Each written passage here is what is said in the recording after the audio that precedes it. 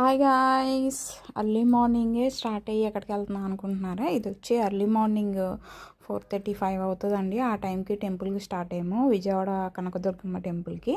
ఇక్కడ వచ్చేసి మేము మా నైబర్స్ వెళ్ళామన్నమాట. అమ్మవారి గిరి ప్రదక్షిణకి వెళ్తున్నాము. సో ఇక్కడ బస్ కోసం వెయిట్ చేస్తున్నాము. మాకు దగ్గరే అనమాట బస్ స్టాప్. సో నడుచుకుంటూ అలా వచ్చామన్నమాట. ఇక్కడ వచ్చేసి మేము బస్ వచ్చేసి 5:30 ఆ టైంకి వచ్చిందండి. లేట్ అయిపోయింది. సో మేము టెంపుల్కి వెళ్ళేసరికి అమ్మవారు రథం స్టార్ట్ అయిపోయింది అనమాట, గిరి ప్రదక్షిణ. మీకు ఈ వీడియోలో చూపిస్తాను చూడండి.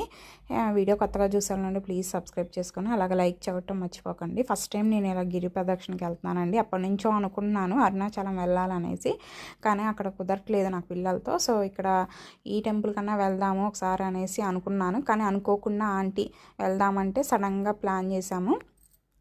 సడన్గా అమ్మవారి పిలిచినట్లు అనిపించింది నాకు. అప్పటికప్పుడు అనుకొని మేము వెళ్ళామన్నమాట. చూడండి, ఇక్కడ రథం స్టార్ట్ అయిపోయింది కదా.